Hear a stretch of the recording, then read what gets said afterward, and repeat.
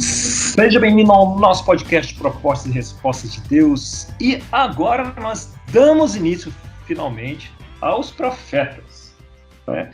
E vamos começar nossa jornada para buscar o coração de Deus, começando pelo primeiro de suas muitas vozes, que é Amós. Você já tinha lido muitas vezes o livro de Amós? Ixi. O mais lido entre os não lidos. O mais lido entre os não lidos, é por aí. Os profetas realmente não são, ou melhor falando, não eram, né, uma das minhas partes preferidas da Bíblia. É um daqueles livros que, às vezes, a pessoa... Não, você leu Amós? Isso está na Bíblia. Está na Bíblia. Amós. Não, você sabe que está, né? Se você estudou um pouquinho os livros, mas é mais um livro, né? É mais um livro. Mais um livro.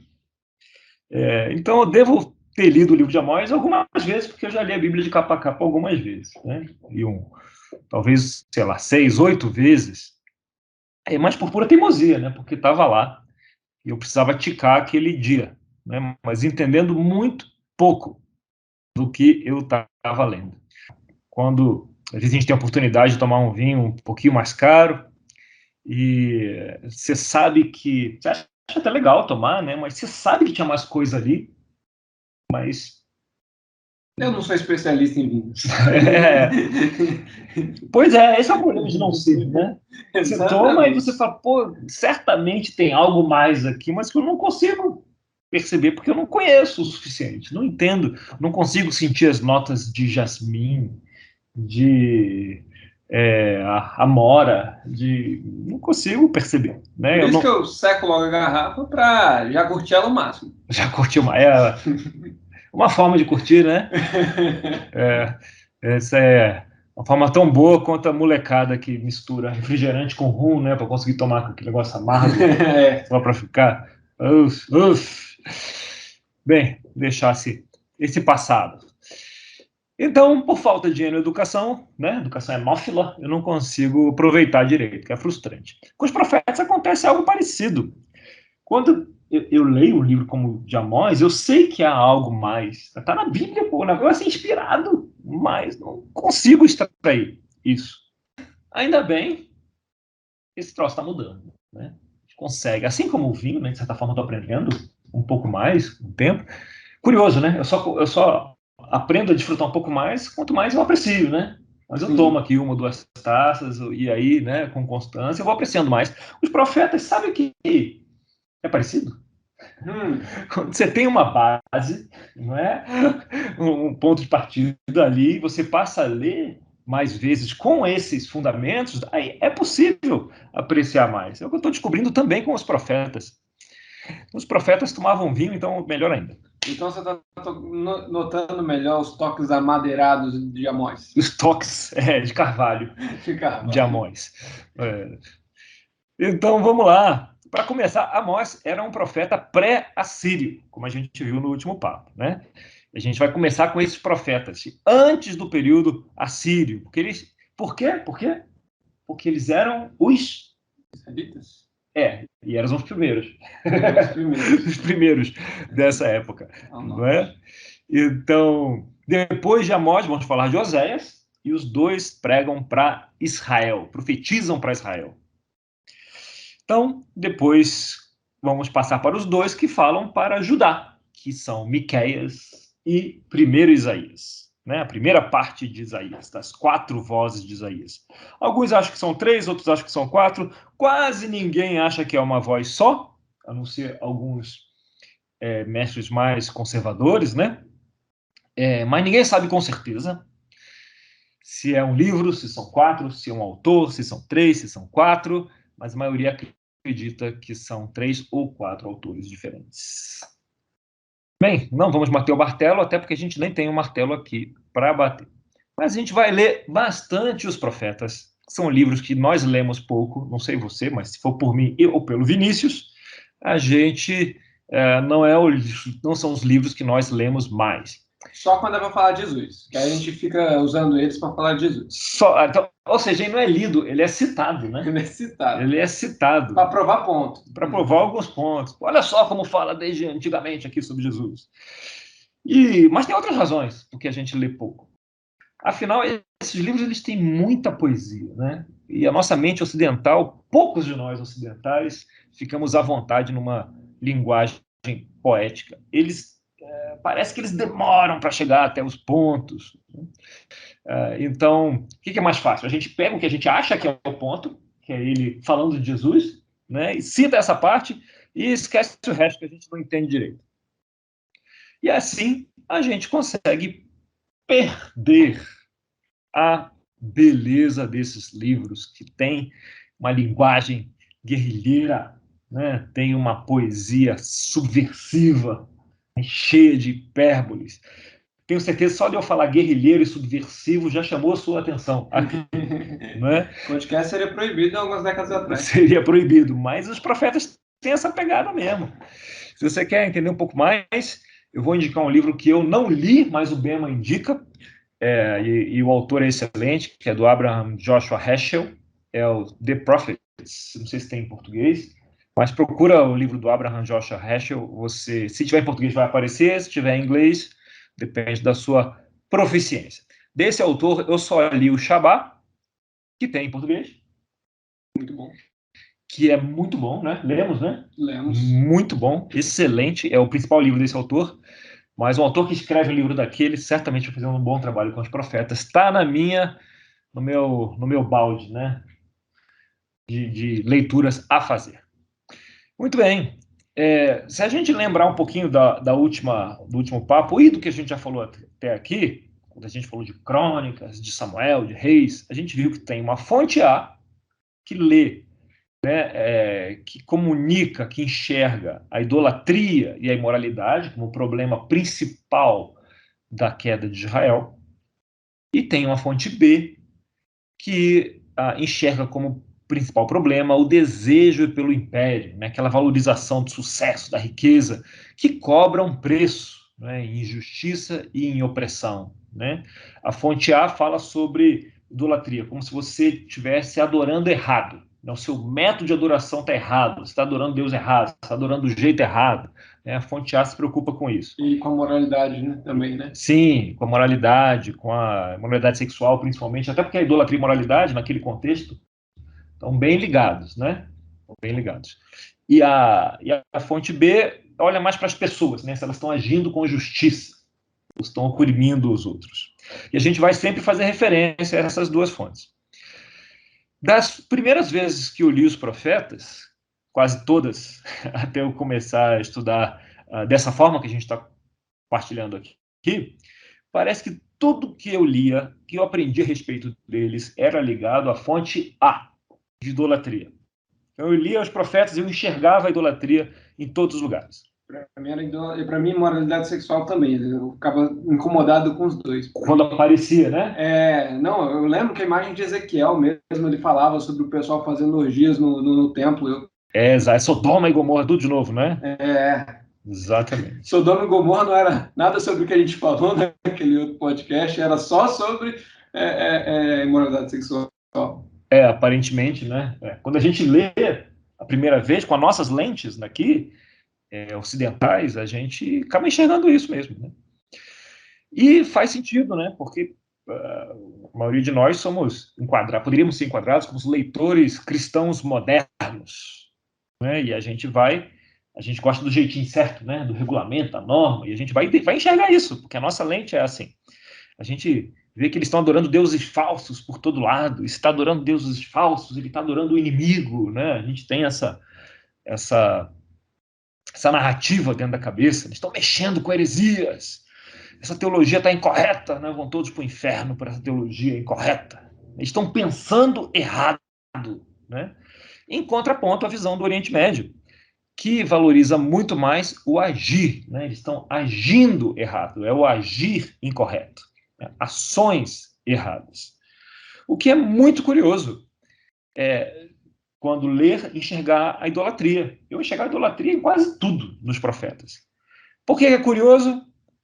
Porque essa definitivamente não é a mensagem dominante. Né? Mas por muito ela não é. Claro que ela está presente. Obviamente ela está lá, senão eu nem enxergaria quando eu lesse, das vezes que eu li. Ela só não é tão pervasiva e nem é a mensagem principal da maioria desses profetas. Então vamos começar lá em Amós? Vamos. Amós 1. Vamos começar pelo começo.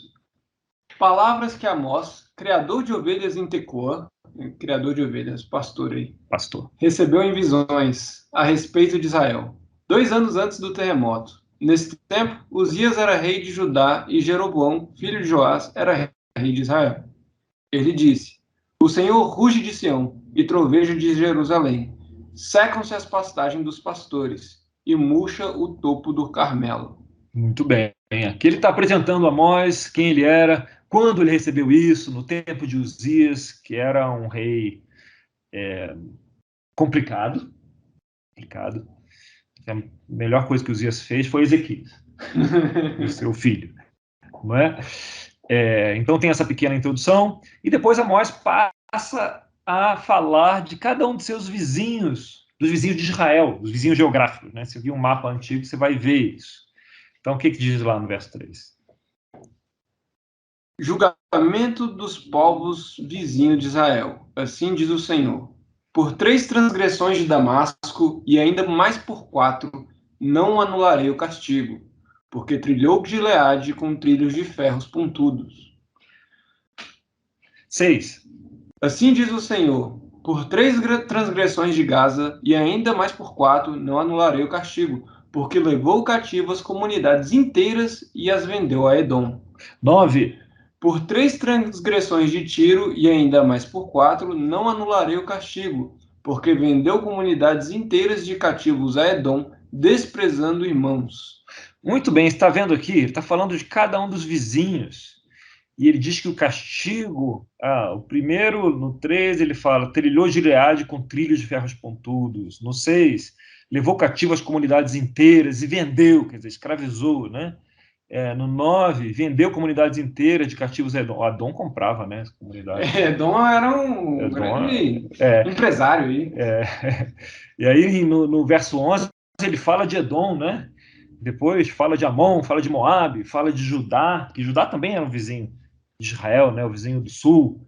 Né? E ele vai repetindo isso, e sempre falando dessa questão da opressão, né? A forma como eles tratavam os outros povos.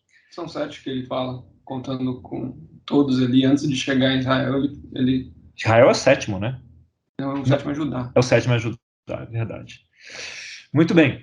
Então ele vai repetindo isso, e para um ouvido israelita, esse início era uma delícia. Porque era assim, vai dizer a Damasco que eles se deram mal. E os israelitas falam, é isso mesmo, vamos lá, vamos destruir Damasco, tem que pagar. Agora Tiro, é isso mesmo, Tiro aqueles canalhas. Tá? Mas, de repente, no final, ele se volta para Israel. E aí no 2:6, o que diz aqui? O julgamento de Israel. Assim diz o Senhor, por 3 transgressões de Israel, e ainda mais por 4, não anularei o castigo. Vendem por prata o justo, e por um par de sandálias o pobre. Então Israel, e chega a hora de Israel ser condenado, e é pela idolatria? Não, né? Ele fala de que vendem por prata o justo, né? Por um par de sandálias o pobre. Quer dizer, a injustiça, que é a falta de misericórdia, né? Então, tá aqui a narrativa, a história que Deus quer contar não está sendo contada em Israel. Né? Então, fonte A ou fonte B? Parece fonte B. Parece fonte B, né? Opressão e justiça. Deus começa, então, a usar a primeira de suas vozes. E a gente vai sempre ficar com essa pergunta: qual é a principal preocupação dessas vozes? Qual é o problema que ele está ressaltando aqui para ser trabalhado? E a gente tem uma pista se a gente seguir logo adiante, no 2, no 7 e 8. O que diz aí? Pisam a cabeça dos necessitados, como pisam o pó da terra, e negam justiça ao oprimido. Pai e filho possuem a mesma mulher, e assim profanam o meu santo nome. Inclinam-se diante de qualquer altar com roupas tomadas como penhor. No templo do seu Deus, bebem vinho recebido como multa. E aí, fonte A ou fonte B? Agora dá uma confusãozinha, né? Porque ele fala sobre o altar, acho que é fonte A aí. Fonte A e fonte B, né? Porque ele fala da fonte A, é verdade, fala sobre inclinam-se diante de qualquer altar, mas com roupas tomadas como penhor. Como penhor. Quer dizer que no templo do seu Deus, fonte A, o que eles fazem? Bebem vinho recebido como multa. Fonte B, tá vendo? Então a fonte A, quando ela aparece aqui, ou aparece a fonte B sozinha, ou a fonte A de mão dada com a fonte B. A fonte A sendo um dos pontos que para provar a fonte B, né? Estão juntos aqui, exato. Então, quando eu li isso aqui, eu via só a idolatria como principal problema. Mas, caramba, olha aqui a injustiça e a opressão presente o tempo todo, né? Então, qual é o problema que ele quer contar? Vamos lá para o verso 9, logo adiante. Fui eu que destruí os amorreus diante deles. Embora fossem altos como o cedro e fortes como o carvalho, eu destruí os seus frutos em cima e as suas raízes embaixo. Eu mesmo tirei vocês do Egito. Eu os conduzi por 40 anos no deserto, para lhes dar a terra dos amorreus. Também escolhi alguns dos seus filhos para serem profetas, e alguns dos seus jovens para serem nazireus. Não é verdade, povo de Israel? Declara o Senhor. Não é legal? Isso aqui lembra um pouquinho de... Qual é o livro que manda lembrar? Deuteronômio. Né? Lembra um pouquinho de Deuteronômio, né? Sim. Então, lembra o que a gente falou aqui? Lembra a história que a gente está contando? Vocês lembram do que eu fiz, de como eu tirei vocês do Egito? E como eu coloquei vocês na encruzilhada do mundo? Porque eles estão contando outra história, né? Não estão contando a história que Deus quer contar. Então, ele passa aqui, lembra? Do que a gente está falando aqui, né? Mas aí no verso 12 ele diz, mas vocês fizeram os nazireus beber vinho e ordenaram aos profetas que não profetizassem. Nós estamos contando uma história, mas vocês estão fazendo os nazireus beberem vinho. Quem eram os nazireus? Os nazireus eram os caras que eram separados para Deus, né? Eles eram proibidos de cortar qualquer pelo do corpo, né? E não podiam beber o quê? Vinho, Vinho. Não podiam tocar os mortos também, né? Eles tinham que permanecer puros o tempo inteiro. O tempo inteiro. Mas eles fizeram os nazireus beberem vinho. Caramba. E normalmente os nazireus não são votos voluntários, né? O cara decide fazer aquilo. A gente lembra muito de Samuel, né, que a mãe entregou e tal, não parece muito voluntário, mas, no geral, os nazireus eram voluntários. Nem Sansão, né, porque Sansão, acho que também desde criança ele não era... Ele era nazireu. Ele foi preparado desde criança, né? Mas, na maioria dos casos, é voluntário, e mesmo quando não era, tinha que ser, né? Porque se quisesse deixar de ser nazireu, sim, cortava o cabelo, tomava uns vinhos, né? Resolvia. Então, sempre eram votos voluntários, ou permaneceram votos voluntários. Mas eles não estavam deixando os nazireus servirem a Deus, fazer isso direito. E não estavam deixando os profetas contarem a história, né? Não profetizem. Imagina. O que você faz? Não, eu sou pastor de ovelhas e profeta. Não, mas você não... Você é pastor de ovelhas. Você é só pastor de ovelhas agora, você não vai profetizar. Então, olha só, estão querendo abafar a história, né? Capítulo 3, o que diz? Testemunhas convocadas para acusar Israel. Ouçam esta palavra que o Senhor falou contra vocês, ó israelitas, contra toda esta família que tirei do Egito. Escolhi apenas vocês de todas as famílias da terra, por isso eu os castigarei por todas as suas maldades. Eu escolhi vocês para estarem no relacionamento, para casarem comigo, e vocês estão aprontando, né? Lembra da história que a gente está contando aqui. Vocês estão deixando essa história de lado, né? Então, é isso aí. Capítulo 4. Ouçam esta palavra, vocês, vacas de Bazã, que estão no monte de Samaria. Vocês que oprimem os pobres e esmagam os necessitados, e dizem aos senhores deles, tragam bebidas e vamos beber. Esse profeta tem uma questão comigo, né? Esse profeta porque era o jeito deles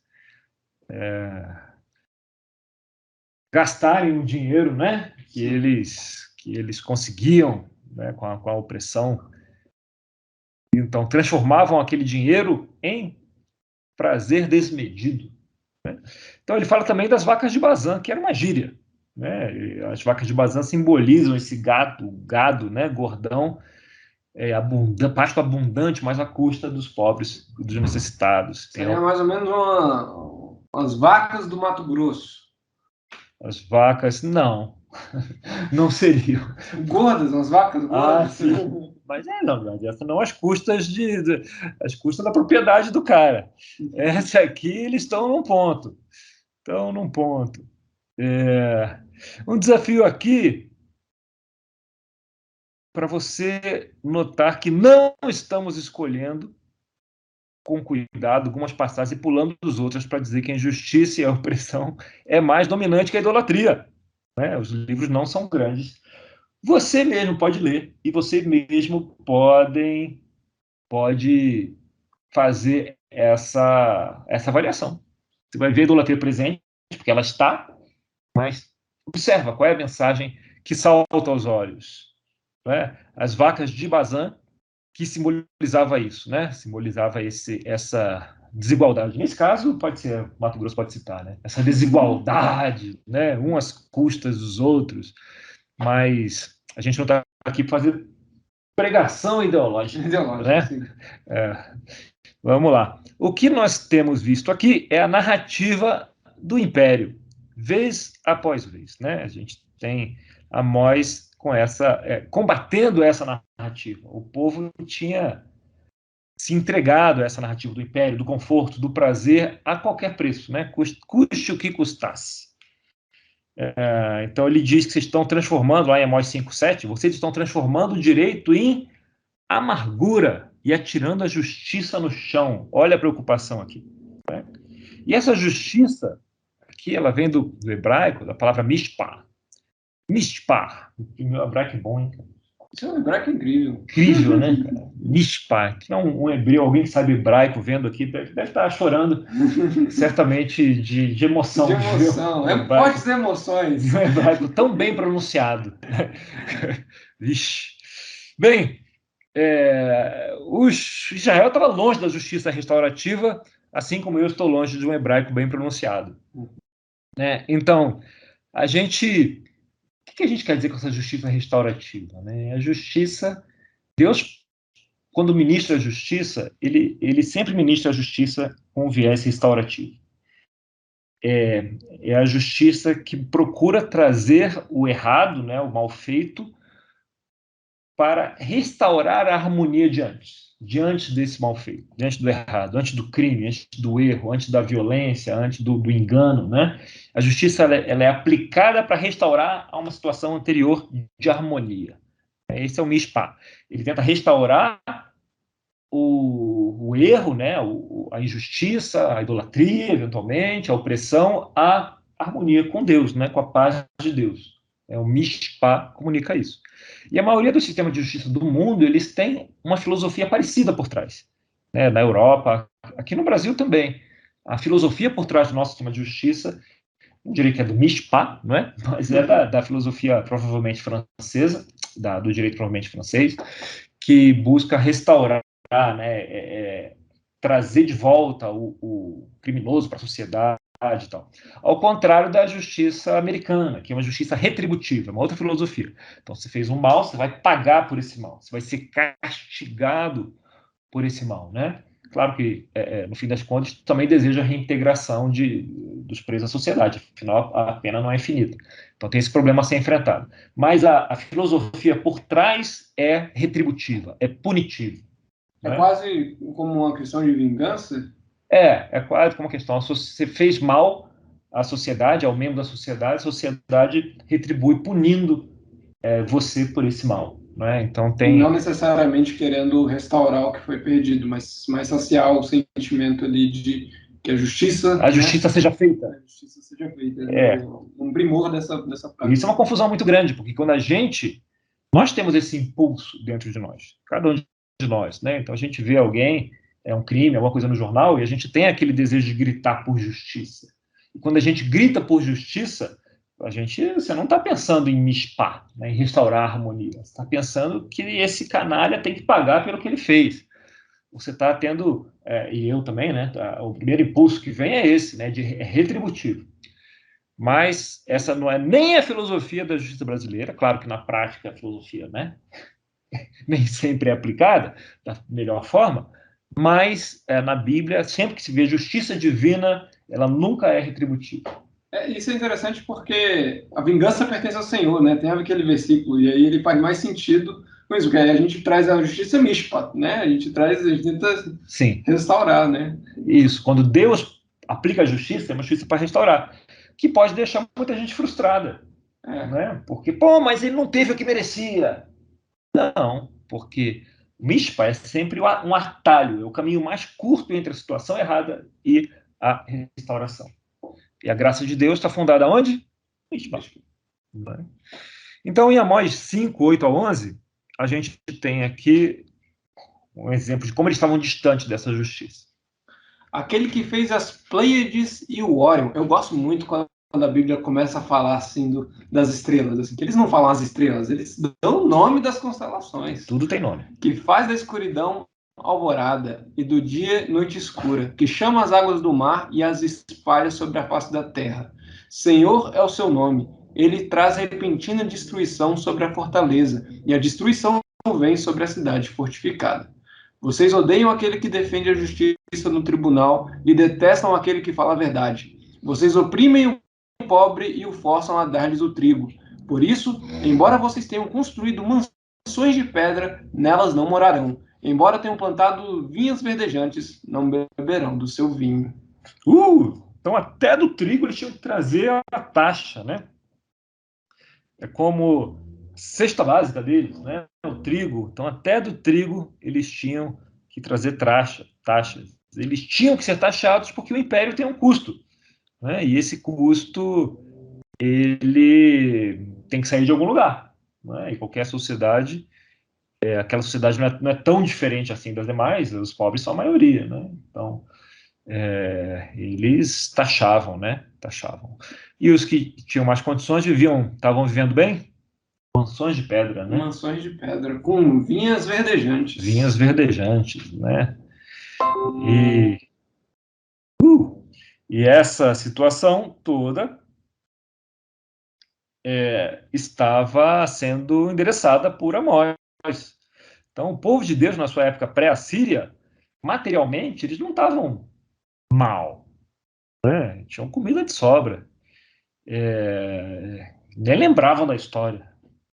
Mas havia o problema da justiça, porque esse conforto todo tinha um preço lá, né? Não que o conforto é ruim em si, não que um filé gordo de Mato Grosso seja ruim em si, né? E muitos não são, a gente sabe disso. Muitos não são. Mas alguns são, né? Você tem pessoas em trabalho análogo à escravidão, por exemplo, volta e meia são encontrados. Então seria um exemplo, né? De riqueza sendo gerada às custas da escravidão, né? Às custas da opressão, na verdade, que é o que Amós está endereçando aqui, da opressão e da injustiça. E para eles estava tudo bem, eles não estavam se importando com isso, né? Não estavam se importando. 5, 12, 13, o que diz? Pois eu sei quantas são as suas transgressões, e quão grandes são os seus pecados. Vocês oprimem o justo, recebem suborno e impedem que se faça justiça ao pobre nos tribunais. Por isso o prudente se cala em tais situações, pois é tempo de desgraças. Olha aí. Ele está falando aqui da justiça, né? Já acabamos de falar sobre a justiça restaurativa, mas ali a justiça, além de não estar sendo aplicada, né? Ela estava torta. A justiça, quando era aplicada de um jeito torto. Havia suborno, né? Impedindo que se fizesse justiça, e o prudente se calando. Imagina, o prudente não queria testemunhar. Parece que o programa de proteção à testemunha deles não estava funcionando muito bem, né? Então, quando você tem algumas iniciativas para enxergar, né, descobrir desvios na justiça, que é difícil, né? Porque no fim das contas é a própria justiça que julga a justiça. Então, os juízes que faziam isso, né, os reis, né, aqueles apontados pelos reis que faziam isso, consertar a justiça sempre foi um desafio complicado, né, em qualquer lugar, né? É um avanço civilizatório nos países que têm uma justiça funcionando sem muitos desvios. O sistema brasileiro, não vamos entrar nisso aqui, tem as suas encrencas e é difícil consertar. Difícil, mas que absurdo! Eu concordo, é um absurdo. É difícil a beça consertar essas coisas, porque no fim das contas quem julga é a própria justiça. Corporativismo sempre atrapalha qualquer área da vida. Em qualquer área. E aqui o sistema estava tomado, né? E aí, quando isso acontece, a justiça deixa de ser justiça, porque quem paga leva a justiça. A justiça estava comprada. Né? Aqui em Israel também. Você pensa, isso acontece no Brasil. Bem, deixa eu falar para você, em Israel também acontecia. Só que, né, Deus estava vendo essa justiça e estava falando, bicho, isso aqui é anti-história. Acho que Deus não falava bicho. Mas isso aqui não é a história que a gente quer contar. Se for traduzir, ele falava bicho. Outra coisa, né? Essa é a história que não é a história que a gente quer contar. Né? A gente não quer punir os pobres. Aliás, na justiça restaurativa, a punição também existe, né? Ela só não é quando necessário. Ela só não é o objetivo da justiça, punir as pessoas. Então, quando nós ouvimos isso acontecendo, a gente vê quanto eles se afastaram da história. Estavam aplicando outra justiça, né? Uma justiça torta, eventualmente, talvez até retributiva. Sabe um exemplo de justiça retributiva clássica que a gente gosta? Não. Você via o pessoal do que estava por aí nos anos 80, no nosso caso, tinha os filmes do Charles Bronson, né? Ele tinha um roteiro que era assim, alguém matava a mulher dele, ou a namorada e tal, sempre assim, e aí ele passava o filme todo matando as pessoas associadas com quem matou a mulher dele. Caraca. Era isso mesmo. Era assim. Então ele tem, acho que uma dezena de filmes que o roteiro é basicamente esse. Né? Muda o local, muda o inimigo e tal, muda os atores. Até porque precisam de novos atores, que eles morrem muito. Né, Então isso acontecia. O roteiro era esse. Já agora, não tem mais. Charles Bronson morreu, né? Ficou velho, morreu e tal. Mas ele também matou todo mundo que estava relacionado com o crime. Não tinha mais quem matar. Mas ele ressuscitou. Ressuscitou como Keanu Reeves. Não é? Que matam o cachorro dele. Sim, verdade. Não é verdade? É verdade. E ele passa 3 filmes matando todo mundo. John Wick. John Wick. É o Charles Bronson da geração atual. Na justiça retributiva. E não era olho por olho, dente por dente. Não era cachorro por cachorro, não. Então, não. É hiper retributiva essa justiça. Então, só que a mensagem de Deus, ela sabe que, da mesma forma que a gente se diverte com esses filmes, se diverte por quê? Porque a gente tem esse desejo de vingança dentro de nós. E o Israel sabia, tinha consciência desse desejo. Né? Os salmos estão aí para isso, que dá vazão a isso, ele expressa esse desejo de vingança. Mas a história que Deus conta também mostra a futilidade desse desejo. Né? A vingança em si simplesmente não é restaurativa, não é mishpah. Então, por isso, Deus entra em cena e diz, que tal vocês deixarem essa parte comigo? E eu vou dar um jeito de consertar as coisas e para elas retornarem como elas sempre deveriam ter sido. Então, essa é a proposta de Deus aqui.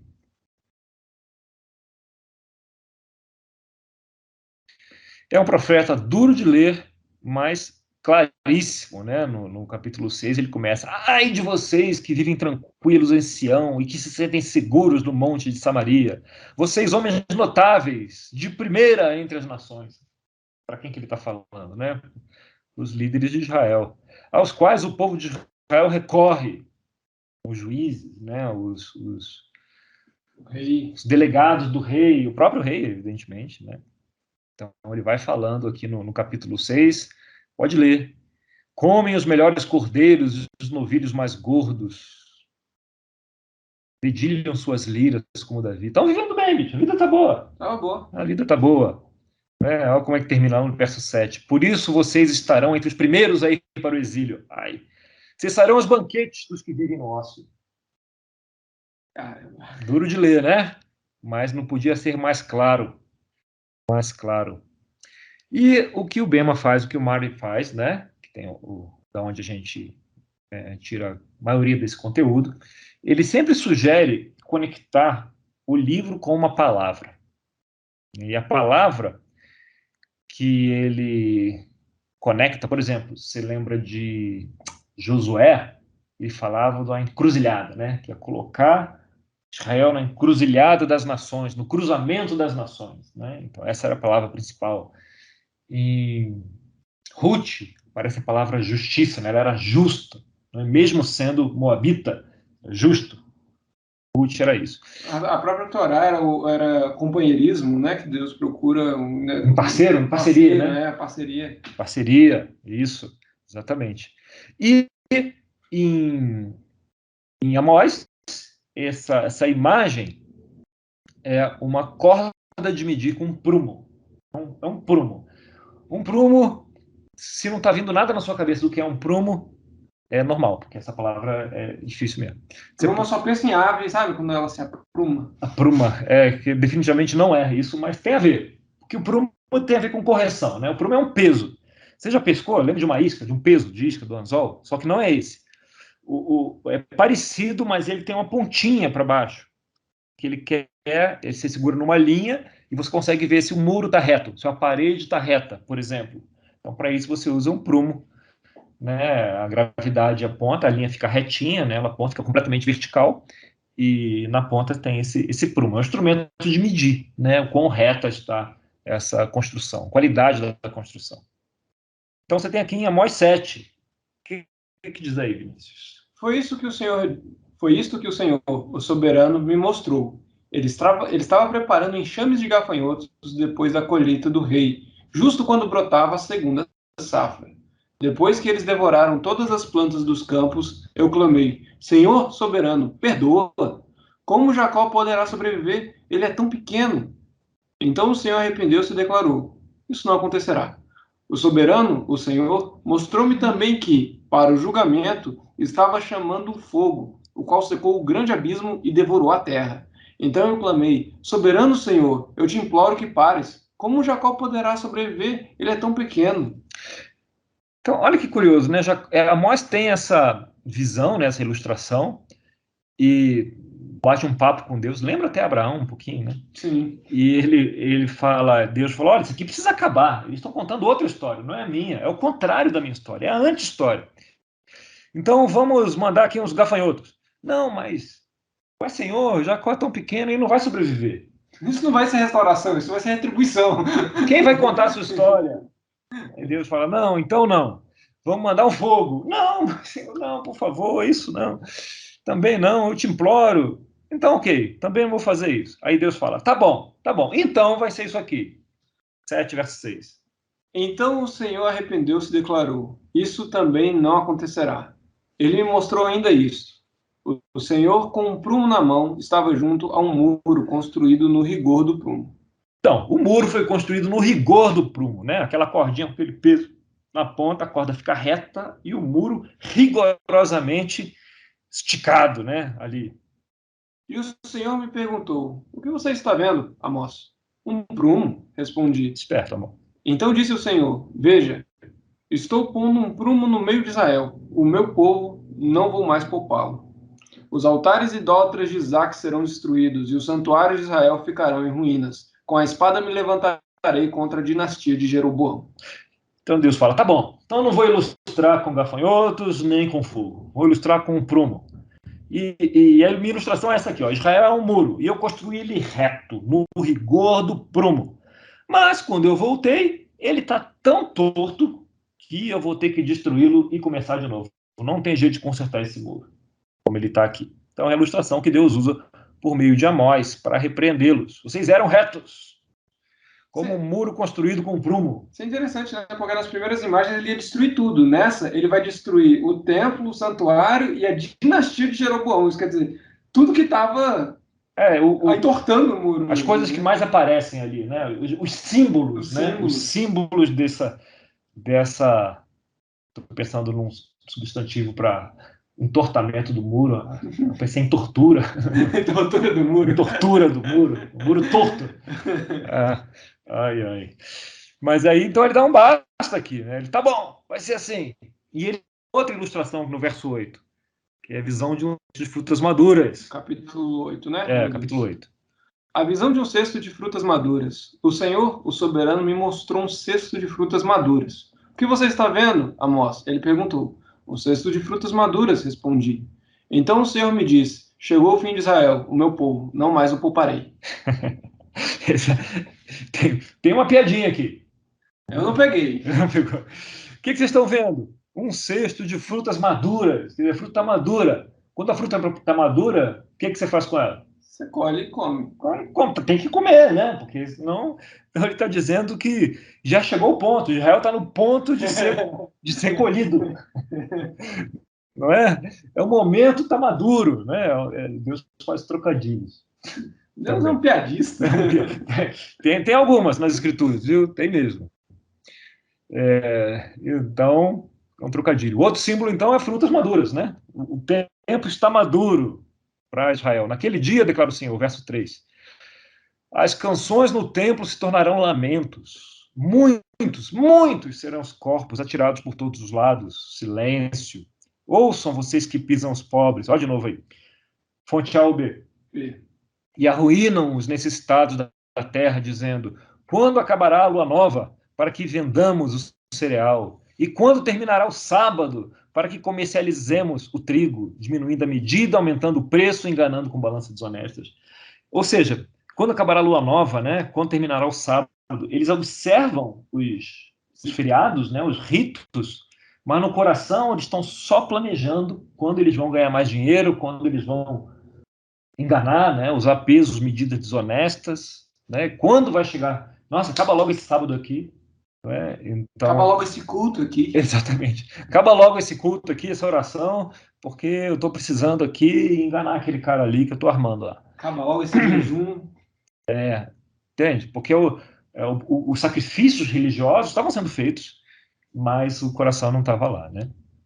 E no verso 6, comprando o pobre com prata, o necessitado por um par de sandálias, vendendo até palha com o trigo. Ele vendia o trigo, mas junto ia palha. Vendia o café, mas junto ia folha moída, né?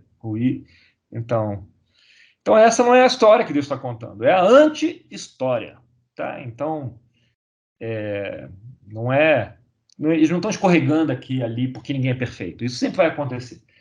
Eles estão deliberadamente contando uma história que é contrária à história que Deus quer contar. Então, eles saíram do Egito para ser uma luz entre as nações, né? Para os seus ramos fazerem sombra, né? E as nações virem se abrigar sobre a sombra de Israel. Mas, em vez de abrigo, eles se tornaram o contrário disso. É a antinarrativa. Deus quer contar uma narrativa, eles estão contando o contrário dessa narrativa. Enganando uns aos outros,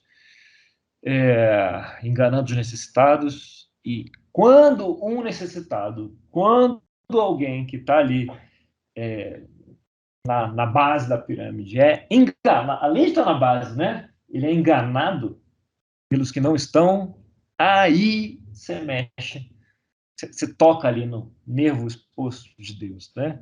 Ali a espada para a luta fica pronta, né? Esse se torna um oprimido. E os oprimidos mexem ali, né? Com Deus. Mexem com Deus. Nada bom.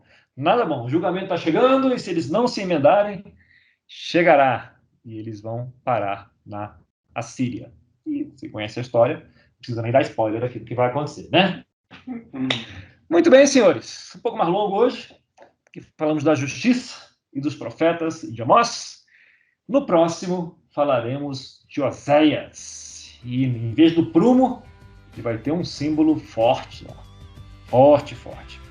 Até mais, pessoal. Então, aqui foi Daniel Gesine, Vinícius O Pessoa, e a gente se encontra no próximo papo.